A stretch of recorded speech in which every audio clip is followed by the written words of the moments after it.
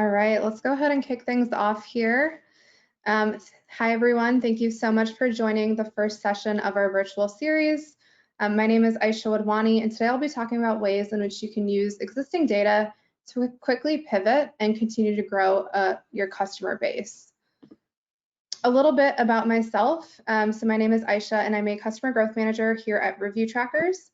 Today, I'm responsible for helping businesses implement their reputation management strategy while also helping identify areas of growth through our various partnerships. Prior to Review Trackers, I worked in financial technology, where I helped institutions scale licensed data and software initiatives. Go ahead and jump into it. So the topic for today is progress over perfection. And so really, as a business, what can you do? I think it's important to first kind of take a step back and to accept the fact that normal as we once knew it is no longer the same. And with that, your business and your strategies are likely going to evolve as well. I would encourage you to take a step back and map everything out when it comes to your reputation management strategy. So how are your reviews being managed today? Do your customers actually have an escalation outlet to provide additional feedback and to get their questions or concerns resolved?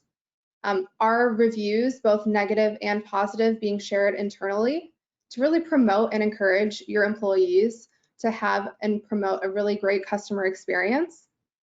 And what about your competition? So obviously a lot of businesses have been impacted throughout the past couple months, but how are your competitors doing? Have their reviews been impacted? Are they operational right now? Are they still responding to their reviews? And lastly, are you continuing to stay engaged with your customers through this time? While your front door may not be open quite yet, are you active on social media? Are you sharing relevant content? And are you continuing to drive that brand loyalty through other channels? Let's kind of unpack some of that a little bit further. So in order to come back as a stronger business, it's really important to take the time to really dig into those reviews. Are there various negative trends that maybe are appearing over and over again? Are there relevant things that you can pull out to kind of instill new operational changes? What about your business listings? Obviously, things have been in flux, but do your citations across the web, whether that be on Google, Facebook, Yelp, wherever that may be, are those up to date? Do your customers have the most up-to-date information to find you? And lastly, are you asking your customers for feedback? Are there changes that your customers can help you identify to really come back stronger? With that, the first thing I would recommend that you do is to really dive into your reviews. So again, are there various themes that are bubbling up, whether that be negative or positive? Has sentiment changed? So in the past 3 months, has your sentiment gone from negative to more positive or positive to more negative compared to, let's say, the last year? And with that, with those key insights and those key words, what can you do or can you come back stronger? So for example, if you continuously see price or expensive bubbling up as a negative keyword during this time, can you alter your price points so that you're more accessible and more competitive based on your customers' needs? When it comes to the management of your listings, like I said earlier, everything has been in flux and your listings might be as well. Just last night, I dropped my phone in the sink, of course. And so this morning I had to do a quick search for my nearest phone provider near me. When I came across the listing for the closest one, just a couple blocks away, of course, no hours were listed, no contact information, and it really was a negative experience for me, and I'm more likely to go to another location because of that. And so as kind of regulations continue to ease up, make sure you take the time to make sure your citations are up to date. Are your hours really reflecting your true hours?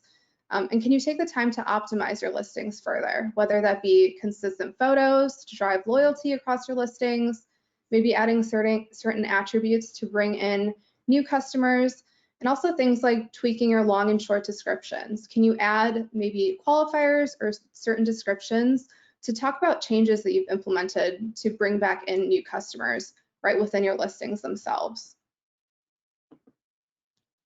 This is also a great time to gather feedback from your customers. The majority of customers that have a negative experience are likely to leave you a negative review, but there is a pretty big market share that likely had a really great experience and didn't leave a review or feedback. And so by taking the time to really gather that feedback, you can pull out actionable insights and really help drive your business and brand loyalty higher.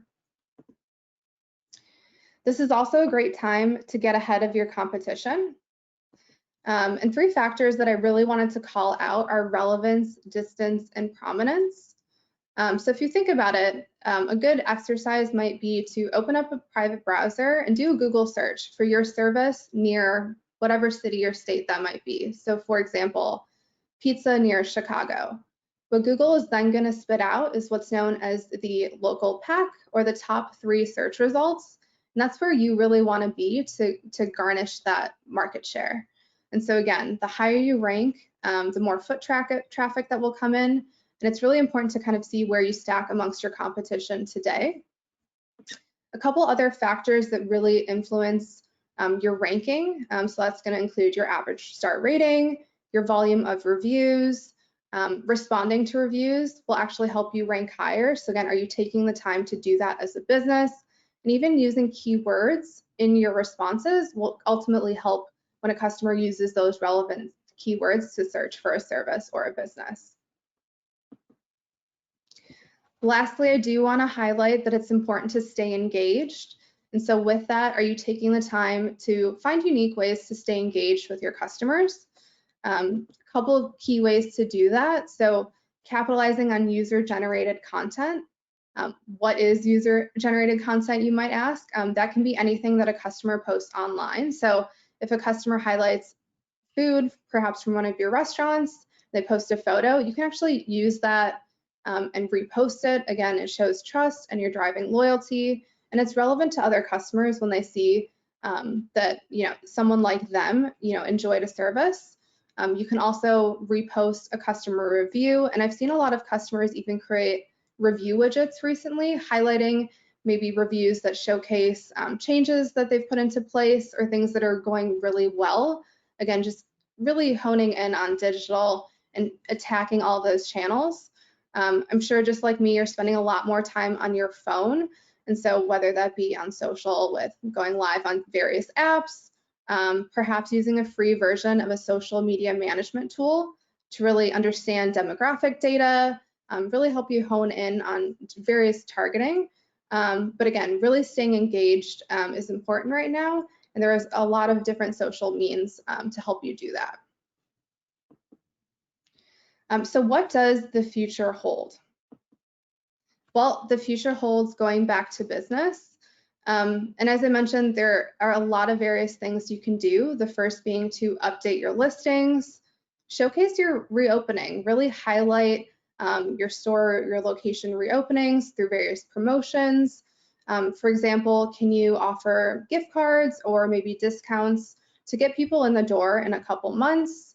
Are there special events or promotions, again, that you can highlight? Can you maybe partner with influencers? Really trying to get creative and also see where your competition is doing. I think there's a lot that can be learned from your competitors. And so really take a look at their social strategy, see what they're posting on social, and pivot and adapt from what's already out there. Lastly, it's really important to obviously reinforce trust during this time.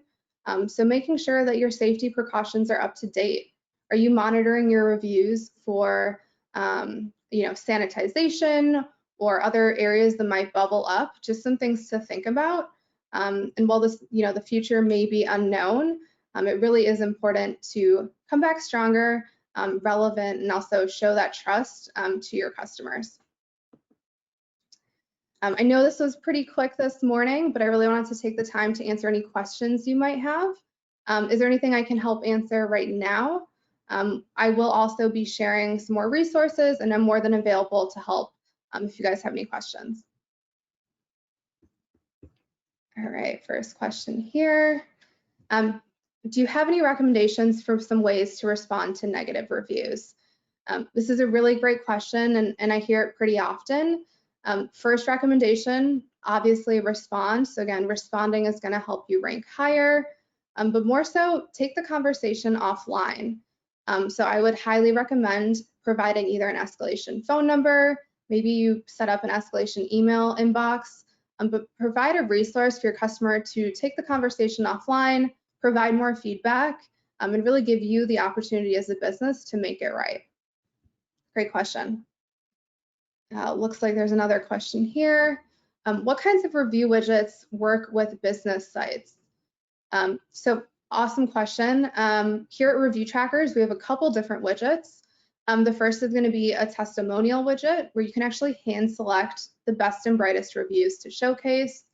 Again, this could be really great right now. So if you pull out maybe reviews that mention new procedures that you've put into place, create a widget that showcases that on your home landing page. You can also create widgets for your individual location landing pages, and that'll really help from a local SEO perspective as well, given that Google is scanning for new content. So again, several different types of widgets, but take that time to display new content on your pages and highlight those positive reviews. Great question. Any other questions that I can help answer? Awesome. Question here from Bridget. We've seen some clients who are unhappy due to some COVID restrictions. How can we prevent negative reviews due to this? Good question. Obviously, a lot of things are out of our control right now. So really, are there ways that you can change or adapt your business to maybe go around those restrictions? But also, I would be frank in your responses to your customers. Let them know that due to safety and due to regulations, as a business, you want to make sure that customers are safe and secure. Highlight those key phrases in your responses. And while someone may have posted a negative review, another customer reading the responses know that as a business you really care, and that you guys are taking precautions and restrictions for the benefit of everyone else. Great question, Bridget.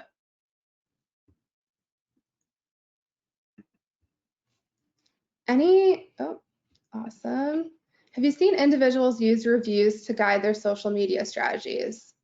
Yes, this is huge right now, and I kind of talked a little bit about this when it comes to resharing user-generated content. But that's a huge market share that you guys can take advantage of. Reviews are available. Customers have left them publicly. Why not use those reviews, clean them up, maybe put a nice image behind them and highlight them on your social media channels. So we have seen customers do this a lot. I will say a lot of our customers are really hitting social heavy right now when it comes to posts, when it comes to paid advertising. Really, everyone is sitting at home and potentially on their phone right now. So if you can channel those social means, I would definitely do so. Good question. Any other questions I can help with?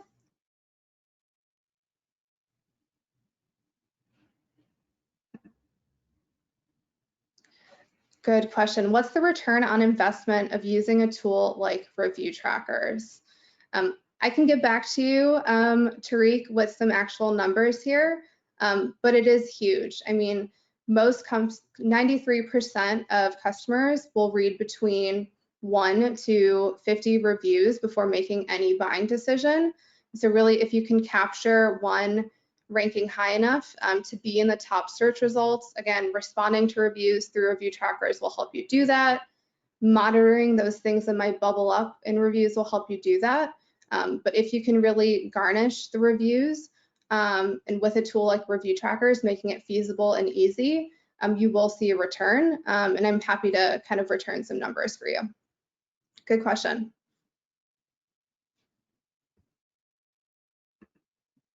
Any other questions? Are there any other challenges that you guys are facing that I might be able to help answer?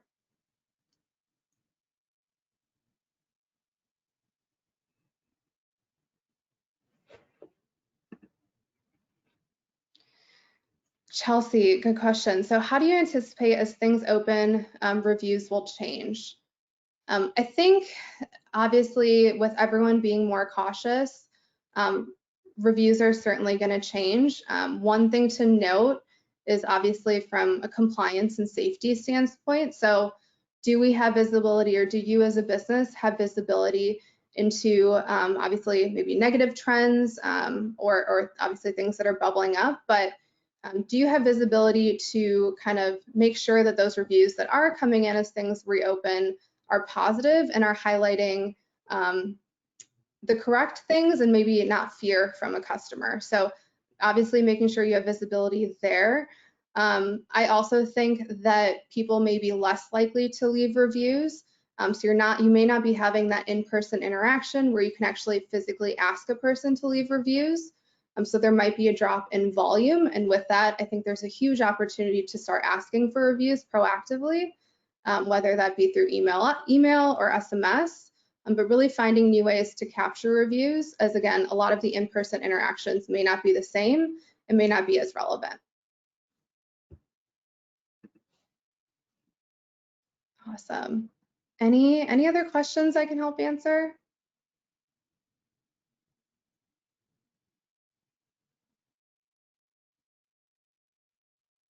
Perfect. Well, I know this was a quick morning here, but I thank you again for taking the time to join us.